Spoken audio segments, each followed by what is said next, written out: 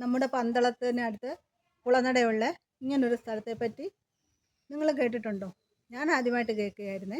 എനിക്കറിയില്ലായിരുന്നു ഇങ്ങനെയുള്ളൊരു സ്ഥലമുണ്ടെന്ന്. ഞാനും ആദ്യമായിട്ട് കേൾക്കുക. അറിഞ്ഞെന്ന് വെച്ചാൽ നമ്മുടെ ഒരു ഫോളോവർ ഒരു ശ്രീലത സേതുകുമാർ എന്ന് പറഞ്ഞ അറിയത്തില്ലേ നമ്മുടെ. അപ്പോൾ ആ ചേച്ചി ഇവിടെ വന്നിട്ട് ഫേസ്ബുക്കിൽ ഫോട്ടോ ഇട്ടേക്കുന്നുണ്ട്. അപ്പോൾ അതിനകത്ത് ആരോഗ്യനികേതനെന്ന് ഞാൻ ഇങ്ങനെ ശ്രദ്ധിച്ചായിരുന്നു. അങ്ങനെ ആ അറിവ് വെച്ച് ഞങ്ങൾ ഇവിടെ വന്നതാണ്. വളരെ മനോഹരമായ സ്ഥലമാണ്. കുറേ കാഴ്ചകളുണ്ട് ഇവിടെ കാണാൻ. ആ കാഴ്ചകളിലേക്ക് നമുക്ക് പോവാം.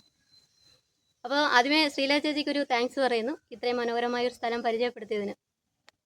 പത്തനംതിട്ട ജില്ലയിലെ പന്തളം കുളനട മെഡിക്കൽ ട്രസ്റ്റ് ഹോസ്പിറ്റലിന് സമീപത്തായി ഉള്ള കേരളത്തിലെ ആദ്യത്തെ ഹെൽത്ത് തീം പാർക്കായ ആരോഗ്യനികേതനത്തിലെ കാഴ്ചകളാണ് ഇന്ന് നമ്മുടെ വീഡിയോയിൽ ഉൾപ്പെടുത്തിയിട്ടുള്ളത്.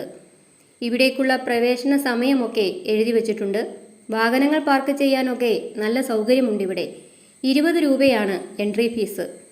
ഇതൊരു ആരോഗ്യ തീം പാർക്ക് ആയതുകൊണ്ട് ആരോഗ്യത്തിൻ്റെ പ്രാധാന്യത്തെ സംബന്ധിച്ചുള്ള ഒരുപാട് കാര്യങ്ങൾ ഇവിടെ പല ഭാഗത്തായി സെറ്റ് ചെയ്തിട്ടുണ്ട്.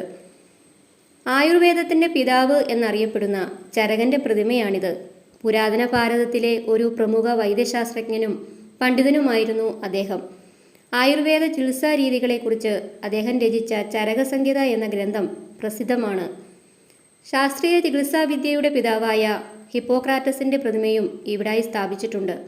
ആരോഗ്യരംഗത്തിൽ കേരളം മുൻപന്തിയിലാണെന്ന് കാണിക്കുന്ന ബോർഡുകളൊക്കെ ഇവിടെ കാണാം.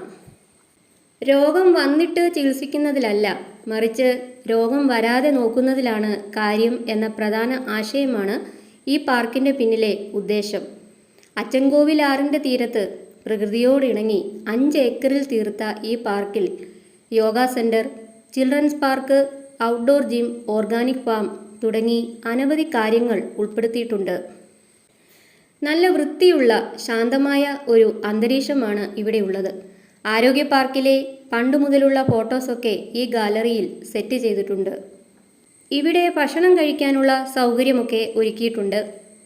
പഴയകാല ഓർമ്മപ്പെടുത്തലിൻ്റെ ഭാഗമായിട്ട് നിർമ്മിച്ചിട്ടുള്ള തുളസിത്തറ, നെല്ല് കുത്തുന്നത്, കാളവണ്ടി, മുറുക്കാൻ കട, അരകല്ലിൽ അരയ്ക്കുന്നത്, ആല, തടി മുറിക്കുന്നത്, നൂൽ നൂൽക്കുന്നത്, പത്തായപ്പുര, അറയും നിരയും, അങ്ങനെ കുറേയേറെ കാര്യങ്ങൾ ഇവിടെ അതിമനോഹരമായി പുനരാവിഷ്കരിച്ചിട്ടുണ്ട്.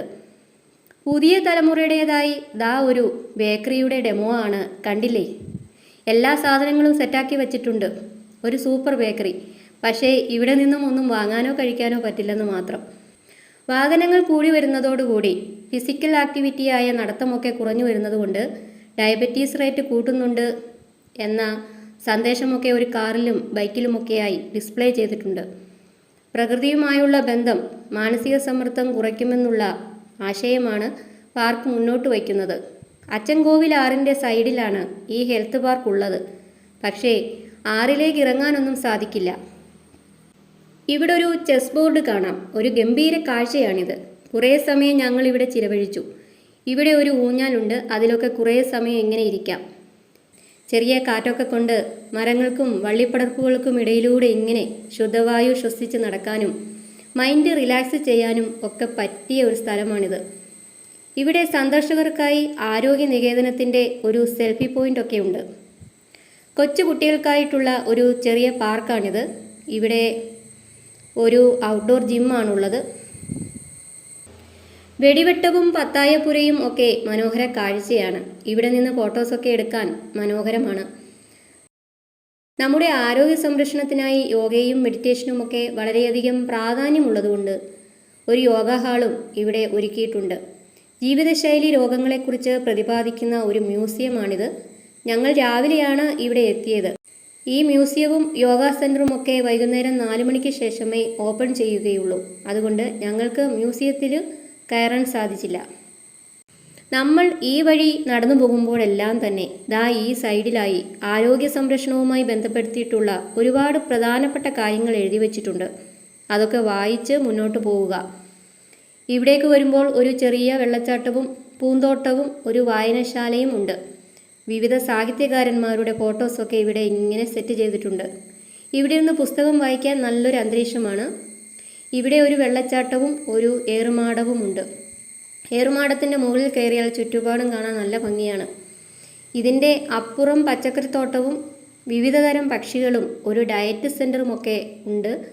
ഇത്രയും കണ്ട് ഞങ്ങൾ വന്നപ്പോഴേക്കും ഏറെ വൈകി. അതുകൊണ്ട് ഞങ്ങൾ ആ ഭാഗത്തേക്കൊന്നും പോയില്ല. അപ്പോൾ എല്ലാം കൊണ്ടും മനോഹരമായ ഒരു സ്ഥലമാണിത്. നിങ്ങളും ഒരു ദിവസം ഇവിടേക്ക് വരാൻ ശ്രമിക്കുക. അപ്പോൾ ഓക്കെ, അടുത്ത വീഡിയോയുമായി നമുക്ക് വീണ്ടും കാണാം. നമസ്കാരം.